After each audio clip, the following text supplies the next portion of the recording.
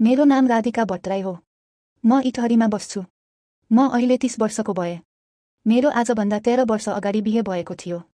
त्यसबेला म 17 वर्षको थिएँ।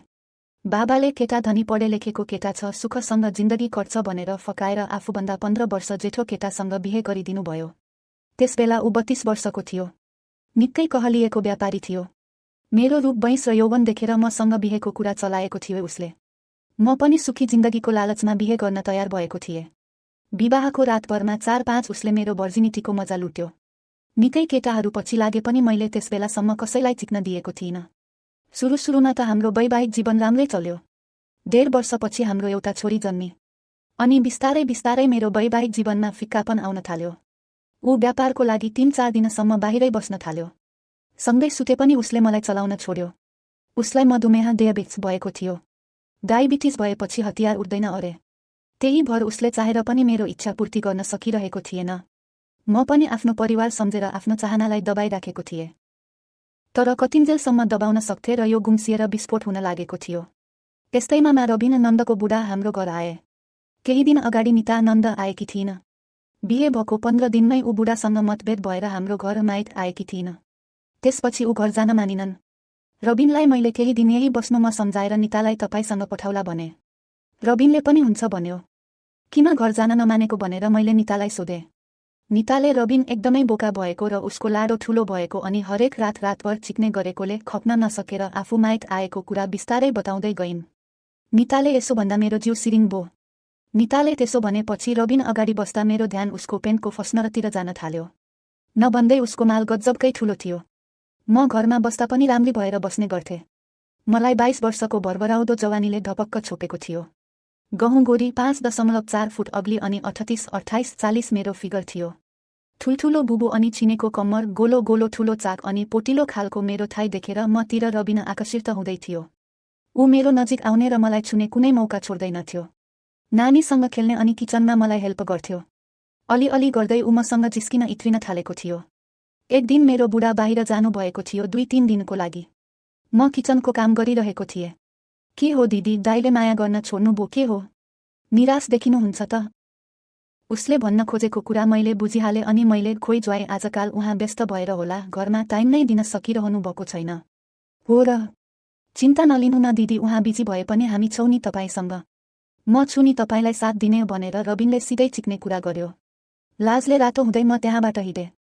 बेलुका राति म सुत्ने बेला भएको थियो। निता र रबिन बेग्ला बेग्लै सुत्थे। मेरो नानी पनि फुपूसँग सुत्न गएकी थिए। यो कुरा रबिनलाई राम्रोसँग थाहा थियो। जाडोको मौसम थियो। रबिनले मलाई कल गर्यो। मैले उठाएँ अनि उसले दिदी म आएको पनि निकै भो, अहिलेसम्म निता घर जान मानेकै छैन, अब भोलि घर जाउँ भनेको। अनि त्यही विषयमा कुरा गर्नुपर्ने थियो। म तपाईको रुममा आउँ भनेर सोध्यो। मैले पनि सोझो मनले हुन्छ नि त भनेर भनिदिएँ। एकछिनपछि रबिनले ढोका ढकढक्यायो। अनि मैले ढोका खोलेर भित्र आउन अनुरोध गरेँ। ऊ पनि सिधै आएर मेरो बेडमा बस्यो। म पनि बेडमा खुट्टा पसारेर बसेँ। ऊ मेरो खुट्टाको छेउमा बसेको थियो। अनि मैले माथिबाट सिरक ओढेँ। उसले पनि आछु छु भन्दै त्यही सिरकले आफूलाई ढाक्यो। अनि निताको कुरा निकाल्यो। रबिनलाई मैले सम्झाउन थालेँ। तपाईले धेरै सताउनु भयो अरे। अब भर्खरकी केटी अलिक कुरा बुझ्दिन। केही समय अरू लाग्ला सम्झाउन। मैले यति भन्दै उसले आफ्नो हात मेरो खुट्टामा राख्यो। अन्जानमै परेको होला भनेर केही बोलिन। तर कुरा गर्दै जाँदा उसले हातलाई माथितिर सार्न थाल्यो। ऊ यसरी मसँग कुरा गरिरहेको थियो कि मानौ उसले केही गरिरहेकै छैन। मलाई भने अप्ठ्यारो लाग्न थाल्यो। बिस्तारै ऊ मेरो बुढासम्म आइपुगेको थियो। उसले अलिअलि गर्दै मेरो तिघ्राको साफ्रातिर सार्दै थियो। म भनेको गरु के गरु भइरहेको थिएँ। अनि मैले उसको हात समाएर हटाइदिएँ। त्यसपछि ऊ एकैछिनको लागि शान्त भयो र फेरि उही हरकत देखाउन थाल्यो। उसले आफ्नो हातका औलाहरू रुखमा सर्प चढेझै गरेर मेरो तिघ्रामा दौडाइरहेको थियो। त्यति हुँदासम्म हाम्रो बातचित चलिरहेको थियो। अति भएपछि मैले रबिनलाई ज्वाइँ के हरकत हो यो भने ऊ बोलेन। मैले फेरि हातले समातेर उसको हटाइदिएँ। ऊ फेरि केही नबोली आफ्नो काम अघि बढाउन थाल्यो। मैले फेरि उसको हात झट्कारेर हटाइदिएँ अनि हात उता लानु, मलाई नछुनु भने। ऊ त रोकिनेवाला नै थिएन। ऊ झन् मेरो सामुन्ने आएर दुवै हातले मेरो तिघ्रा मुसार्न थाल्यो। मैले अहिलेसम्म बाँधेर राखेको जवानीको त्यो बाँध अलिअलि गर्दै मैना पग्लेझै गरी पग्लिरहेको थियो। बिस्तारै बेहोसीको आगोमा जल्दै थिएँ म। मुखले जति जे नाइ नास्ती गरे पनि शरीरले मागिरहेको थियो। अनि ऊ बिस्तारै मतिर ढल्किन थाल्यो। हेर्नु ज्वाई, यो गलत हो, यो के गर्न खोज्नु भएको? तपाईको आफ्नो बुढी छ, मेरो बुढा आफ्नै छ। कसैले थाहा पायो भने के हुन्छ भनेर फेरि सम्झाउने कोसिस गरे। तर उटेर्नेवाला कहाँ थियो र? उसले आफ्नो हातले मेरो दुवै गाला पछाडि समायो अनि मलाई हेर्यो, अनि त उसले मेरो ओठमा उसको ओठ जोडिदियो। मैले उसलाई छुटाउन कोसिस गरे। छोरा मान्छेको बलको अगाडि छोरी मान्छेको के नै लाग्छ र उसले झन कसेर समाएर किस गर्न थाल्यो। अनि मलाई उसले बेडमा सुताउन थाल्यो। यो काममा पनि ऊ सफल भयो। अनि त के चाहियो र? उसलाई भोको बाघले जै गरी म माथि आइलागो अनि मेरो पैतालाबाट सुरु गरेर ओठ गाला घाँटीतिर किसको वर्षा गराउन थाल्यो। अनि त मेरो धैर्यताको बात पनि टुटिसकेको थियो। उसको हरकतको विरोध गर्दा गर्दै कता कता उसको स्पर्शलाई स्वीकार गर्न थालेछु। मेरा विरोध गर्ने हातहरू अब दर्शक जस्तो भएर हेरिरहेका थिए। ऊ हरतरहले मलाई गलाउन लागि परेको थियो र ऊ हरेक पाइलामा ऊ सफल पनि भइरहेको थियो। बिस्तारै उसले आफूलाई मेरो दुई खुट्टाको बीचमा पार्न सफल भयो। अनि त उसलाई के चाहियो र? आधा युद्ध उसले जितिसकेको थियो। अब त उसले मेरो घाँटीमा किस गर्दै थियो। बुबुमा हातले दबाउँदै थियो भने तल मेरो पुतीमा भने लुगा माथिबाटै उसले आफ्नो मोटो लाडो दलिरहेको थियो। उसको लाडोको घर्षणले मेरो पुतीको तापक्रम बढ्दै थियो। अब त मेरो पुतीमा आगोमा परेको मैना पग्लेजै गरी पानी रसाउन थालेको थियो। आखिर मेरो पुती पनि धेरै दिनको बोको थियो। मेरो मनले मलाई अघि बढ्नबाट रोकिरहेको थियो, तर मेरो शरीरले मलाई आफ्नो चाहना चिच्याई चिच्याई भनिरहेको थियो। अब त म पनि एकाएक उसलाई सघाउन थालेछु। ऊ पागल चाहिँ मेरो ओठ घाँटी गालातिर किस गरिरहेको थियो। मेरा यी हातहरू उसलाई अङ्गालोमा बाँध्न पुगेछ। रबिन अब मलाई नङ्ग्याउन थाल्यो। त्यति बेला मैले नाइटी लगाएको थिएँ। नाइटी खोलिदिएपछि उसले मेरो नग्न शरीरभरि आफ्नो आँखा दौडायो अनि हल्का मुस्कायो र गुटुक्क थुक निल्यो। उसको मुहारमा हवस स्पष्ट देखिन्थ्यो। अब उसले पनि लुगा खोल्यो। उसको अगाडि म ब्रा र पेन्टीमा थिएँ। ऊ भने सम्पूर्ण नाङ्गो थियो। अनि ऊ ब्रा माथिबाट मेरो बुबु मार्न थाल्यो। अनि ओठभित्र जिब्रो छिराएर मेरो जिब्रो चुस्न थाल्यो। त्यसपछि उसले मेरो ब्रा पनि खोलेर फ्याँकिदियो। अनि ऊ मेरो दुधको मुन्टा चुस्न थाल्यो। 5-6 मिनेट दुध चुसिसकेपछि ऊ बिस्तारै मेरो पुतीतिर अघि बढ्यो।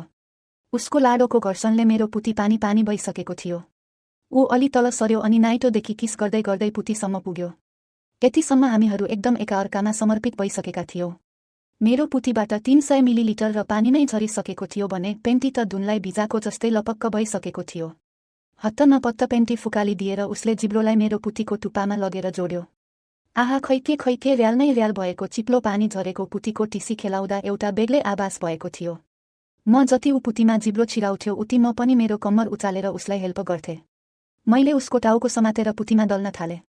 उसले पुती चटाइलाई झन् छिटो र भित्रसम्म जिब्रोले ठेल्ने थाल्यो। त्यो बेला म इमोसनले सी इस उह अह अह उह अह इस सी जस्ता आवाज निकालेर कोठा घन्काइरहेको थिएँ। 5 मिनेट जति चाटेपछि मलाई अति भएर म खप्न नसक्ने भएँ। अनि रबिनलाई माथि ताने। ऊ पनि बोका, मेरो इसारा नबुझ्ने कुरै थिएन। ऊ फेरि मेरो खुट्टाको औलादेखि किस गर्दै गर्दै माथि निधारसम्म पुग्यो। अनि मेरो किस गर्दै पुतीमा लाडो सोझ्यायो। अनि 8 लामो लाडोले मेरो पुतीमा गोस्न थाल्यो। उसको यति मोटो लामो लाडो देखेर मलाई डर लागिरहेको थियो। मेरो पुती चटबिचट पार्ने भो भनेर। त्यत्रो घोरले लाडो थाम्न सक्दिन जस्तो लाग्यो। तर मेरो शरीर पनि अब मान्नेवाला थिएन। जे होला भनेर आँखा चिम्लिदिए। उसले लाडो मेरो पुतीको वरिपरि दल्न थाल्यो। मेरो आङ सिरिङ भो। अनि चिप्लो पानीले लाडोको टाउको भिजायो। अनि दुलोमा लागेर लाडोको टाउको जोड्यो अनि बसाउन थाल्यो उसको गोरले लाडो। लाडो मेरो पुतीको मुखमा पनि छिरेन। मेरो पुती च्यातिएला जस्तो भयो। उसले फेरि निकाल्यो अनि हल्का थुक लगायो। लाडो पुरै चिप्लो पारेर फेरि छिराउन थाल्यो। मेरो शरीर काम्दै थियो। उसले अलिक सिधा पारेर मिलायो। अनि मेरो चाक मुनि सिरानी राख्यो। अनि उसको काठ जस्तो ठन्केको लाडो मेरो कोमल पुतीमा एकैचोटि बल गरेर घोच्यो। मेरो त प्राण नै गए जस्तो भो, बल्ल आधी छिरेछ। म जोडले चिच्याएँ। उसले मेरो ओठमा ओठ जोडेर मुख थुन्यो। अनि बिस्तारै त्यसको त्यो गोरले लाडो छिराउँदै निकाल्न थाल्यो। पुती दुख्दै थियो। अलि गर्दै मेरो दुखाइ पनि गायब भो अनि मज्जा आउन थाल्यो। म अलि गर्दै रबिनलाई साथ दिँदै तलबाट चाक उचाल्न थालेँ। सिरानीले सजिलो भएको रबिनलाई चाक उचालिदिन थालेपछि सुनमा सुगन्ध जत्तिकै भएछ। अनि बल गरी चिक्न थाल्यो। मलाई पनि मज्जा आइरहेको थियो। अलि गर्दै मेरो पुतीमा उसको गोरले लाडो सबै छिराएरै छोड्यो।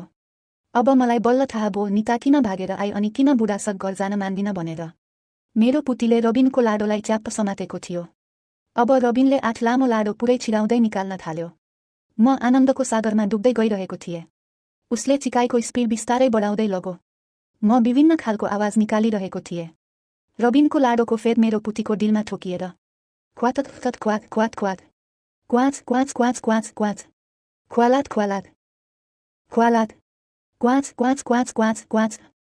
मेरो पुतीबाट प्रशस्तै पानी बगेकाले आवाज फरक आउन थालेको थियो। क्वाच क्वाच क्वाच क्वाच क्वाच क्वात क्वात क्वात ख्वात ख्वात ख्वालात ख्वालात ख्वालात ख्वालात क्वाच क्वाच क्वाच क्वाच क्वाच ख्वात ख्वात ख्वात ख्वात ख्वात ख्वात ख्वात ख्वालात ख्वालात ख्वालात ख्वालात ख्वात ख्वात निस्किरहेको थियो भने इमोसनले सिसी उह आहा आहा सी सी अझै उह गर्नु गर्नु आहा अझै आहा सी गर्नु न गर्नु उह आहा आहा सी सी उह मच्चिनु न अझै उह आहा आहा उह आहा आहा उह आहा आहा उह आहा आहा उह आहा आहा जस्ता स्वर निक्लिरहेको थियो। ऊ मेरो पुतीमा उसको गोडले लाडो रगर्दै थियो। 10 मिनेट अरू चिकेपछि मेरो मान निस्कन थाल्यो। त्यो स्वर्गीय आनन्दको पलभरि मैले रबिनलाई च्याप्प समाएर राखेँ। एकछिनपछि म शिथिल भएँ अनि उसलाई छोडिदिए। मलाई अर्गाजमा आएको कुरा उसले नबुझ्ने कुरै थिएन। उसले झन्झन जोड जोडले कस्सी कस्सी चिक्न थाल्यो। करिब 5 मिनेट जति चिकेपछि उसले पनि उह आहा मेरी रानी उह आहा इ आई लभ यु पुती भित्रै चिरिक चिरिक पार्दै माल जति सबै झारिदियो। उसको मालले मेरो पुती भरियो। एकछिनसम्म अँगालोमा बाँधेपछि छोडिदिए अनि उसले मेरो पुतीबाट लाडो निकाल्यो। मलाई पनि वर्षौपछि भारी बिसाए जस्तै भएको थियो। गल्ती गरेको ग्लानी भए पनि मन शान्त भएकोमा खुसी नै थिए। त्यो रात ऊ मसँगै सुत्यो। रातभरिमा उसले 5 चोटि चिकेर आफ्नो प्यास मेटायो भने मेरो पनि प्यास तृप्त भयो। ऊ निता नभएको बेला दिउँसै मलाई कोठामै तानेर ल्याएर चिक्थ्यो। बुढाले नचिकेपछि मेरो पनि अरूलाई चिकाउनुको विकल्प थिएन। रबिनसँग पल्किएपछि मौका मिल्न साथ चिकिहाल्थ्यो। रबिन 5 दिन अरू बसेर नितालाई लिएर गयो। नजाउन्जेलसम्म रबिनले पनि डोज पुग्ने गरी चिक्यो। आज यसरी चिक्न थालेको पनि 8 वर्ष भइसकेछ। आजकल पनि मलाई चिक्न मन लागे रबिनलाई भन्छु। ऊ पनि नितालाई विभिन्न बहाना बनाएर आउँछ अनि मलाई भरपूर सन्तुष्टि दिएर जान्छ। निता र बुढालाई अहिलेसम्म केही थाहा छैन।